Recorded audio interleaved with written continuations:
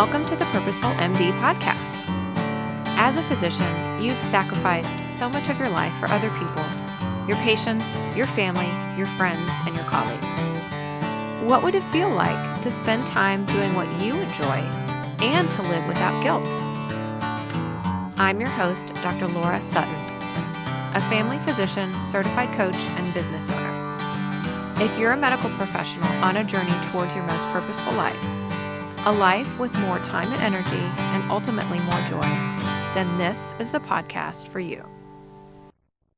Welcome to episode 2 of the Purposeful MD podcast. And today we're going to talk about New Year's resolutions. It's January, middle of January. It's a time when a lot of people are setting resolutions, talking about new year, new you. And this might be you, and you might have struggled with New Year's resolutions in the past. I know I did, and so we're going to talk today about how to make those resolutions stick, why they might not stick, and how we can make them stick going forward. It makes me wonder, why are gyms always so packed in January? And why are they empty in December? What is it about the new year that gives us all this new energy and motivation? And then what is it about the end of the year that really just makes that motivation wane? I used to set resolutions. I set really high expectations for myself. And then I noticed that by February or March, I really felt like a failure because I wasn't meeting those expectations. And because I felt like a failure, my frustration of not meeting my goals just really multiplied. And I know I'm not alone. And I don't want that to be you.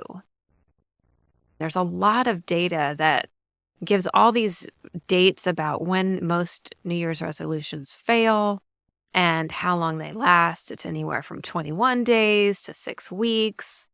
But we know that a lot of New Year's resolutions just don't really work very well. And so what can we do about that? After a few years of really struggling with keeping these resolutions, I tried something different. I broke my goals down into something smaller, something more manageable. And I realized I'm the one setting the goal, so I can change it. It's my goal, so if I want to move it around, if I want to change it, that's okay. I give myself permission. And it really released a lot of pressure for me. It allowed me to be more productive, more peaceful. I wasn't beating myself up. And ever since then, I've really just been very intentional about not setting these expectations for myself that I may not want to achieve. So why don't New Year's resolutions work very well? Well, there are a lot of different reasons. One is that they can be unrealistic. We set these big goals. Again, January is a very arbitrary date, but we hear all this energy around us about a clean slate, a new start, and it can be, and that's okay. But if that clean slate and all of that energy around that just feels like more pressure for you, then don't worry about it. Again, it's an arbitrary date. We tend to think that we're going to be this new person in January. We're just going to wake up on January 1st and our brains are going to be different and we're going to want to do things different. And we're going to have all this motivation that we didn't have before. And that just doesn't happen. Unless we do something different, we're not going to be different. So we might set these unrealistic and arbitrary goals and our brains shut down because subconsciously, they don't even know where to start.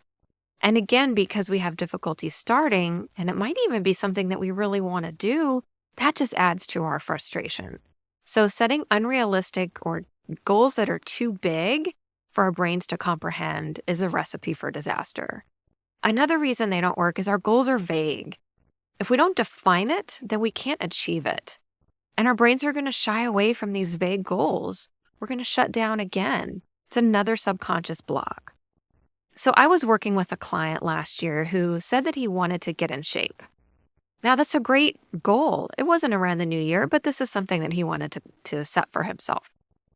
So first I had to ask him, what does that mean? It was a really vague goal. Getting in shape means so many different things to different people. So I had to get him to understand, how do you define that? What does it mean for you to get in shape? How do you know that you've accomplished that? We had to get really, really specific. What does that look like? Does that mean losing weight? Does that mean lowering your cholesterol? Does that mean getting a smaller waist circumference? Does that mean feeling stronger? And again, if it's something like feeling stronger, how do you define that? Do you want to weight lift a certain amount? We have to be really specific so that we can know very clearly whether or not we met the goal.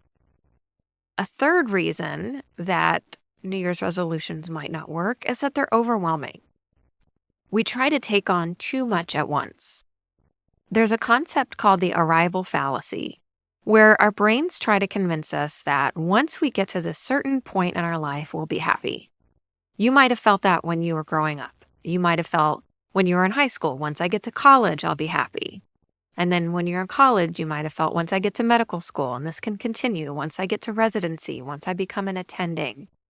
When we actually know that the outcome doesn't bring us happiness, and we can get really frustrated feeling like, well, I'll be happy when, and then that when date arrives and nothing changes in our life, we still feel the same.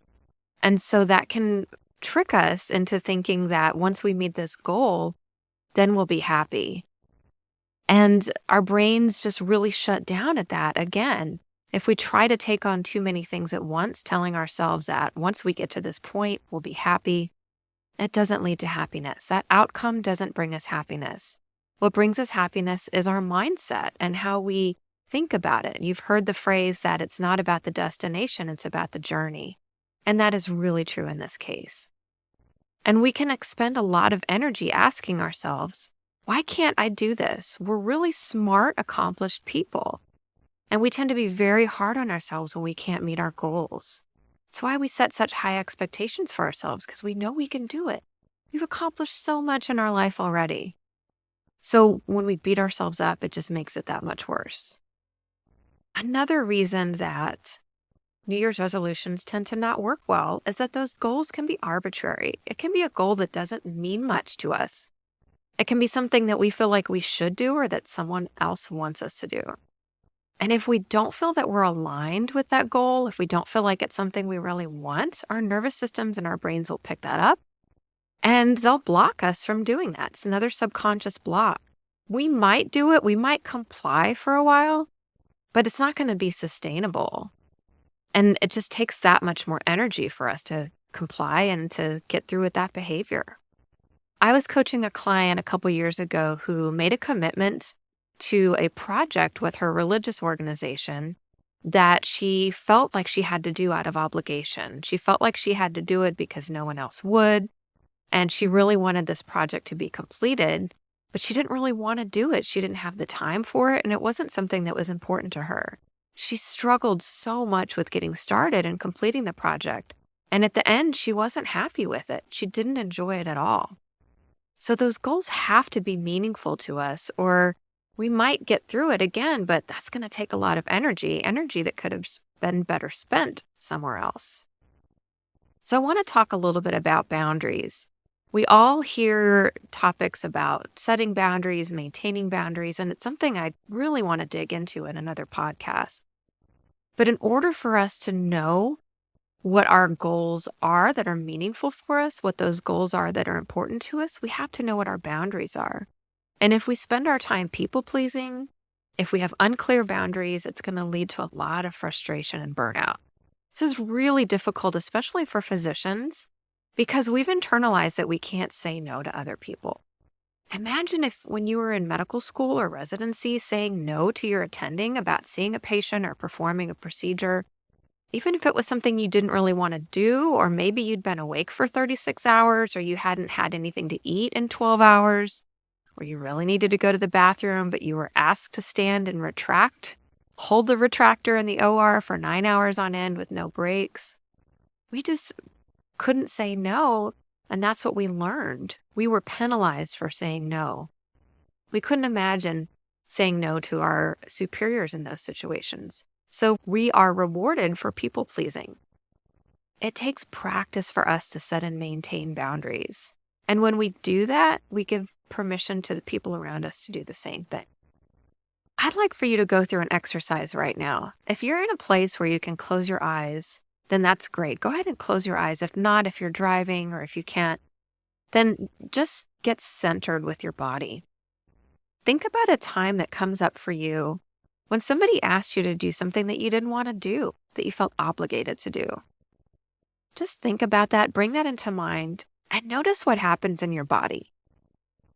Is there any heaviness in your chest? Maybe some tightness in your jaw, some tension in your neck? It probably doesn't feel very good. Now imagine that that obligation or that ask was taken away, that you were never asked to do that or somebody else is going to do it. Now notice what happens in your body. You probably feel a little bit lighter, like maybe some tension was lifted, maybe some more relaxed, more peaceful. That's what we're going for, that centeredness, that groundedness. We want to make sure we're acting out of love rather than out of obligation. I'd like for you to think for yourself, what's one boundary that you can set this week? It's okay to start small. In fact, we want to. If you go for the big things right away, it can be really difficult. So start small. And as you think about setting that boundary, what thoughts come up? It might be a thought that, I can't set that boundary. I can't do X, Y, or Z. That other person won't like me. As you notice these thoughts, question them. Ask yourself, are they true? Is it really true that that person won't like you?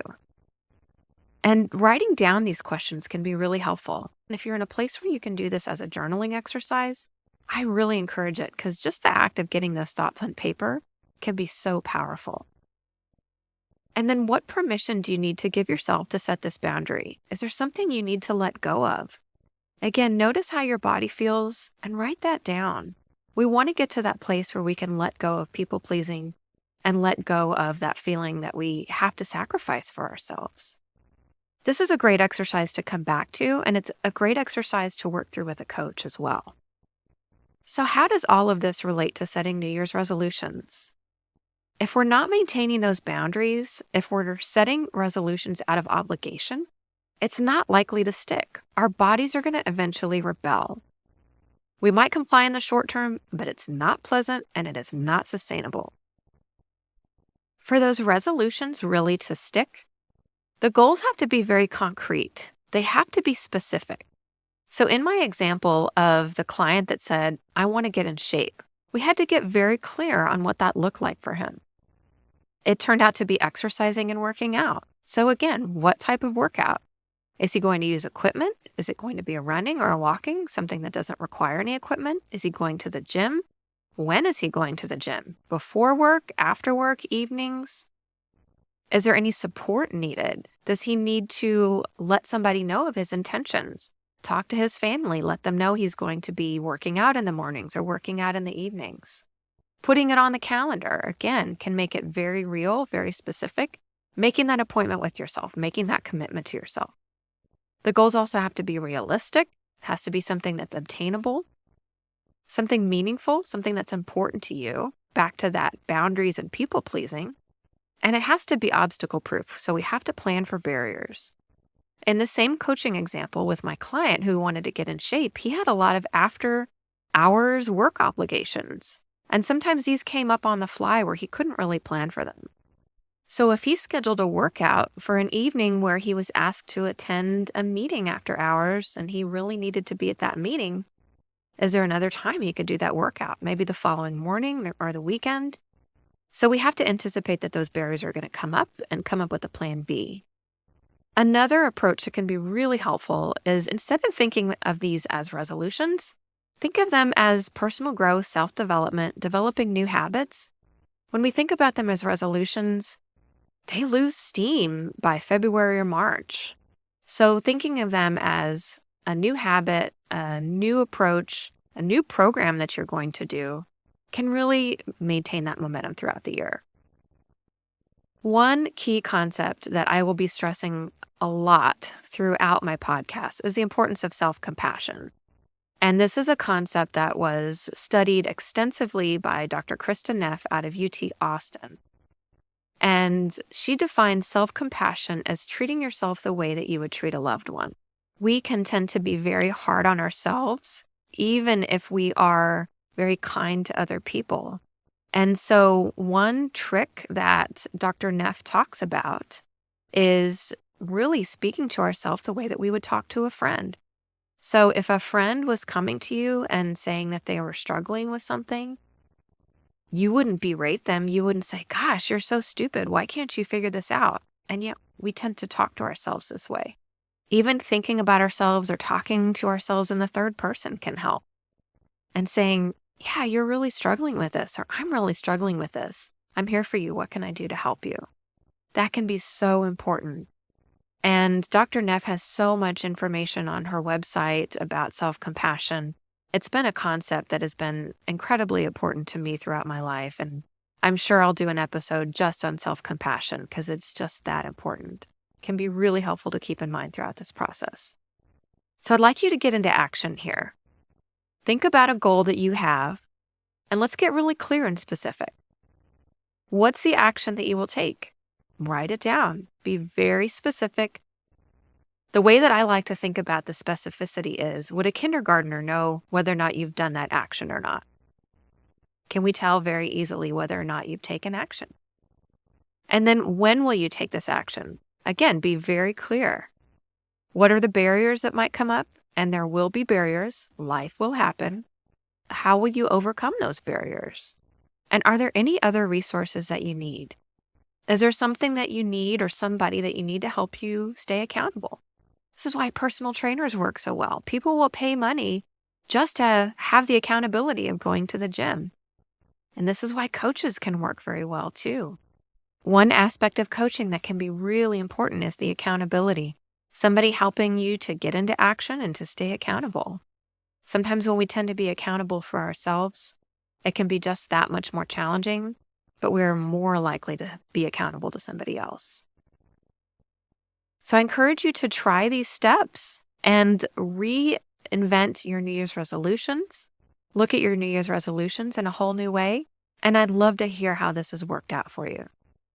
Thank you for listening to the Purposeful MD podcast. If you like what you hear, please rate and review the show. Please also visit my website, www.thepurposefulmd.com, for free downloads or to discuss working with me as your coach.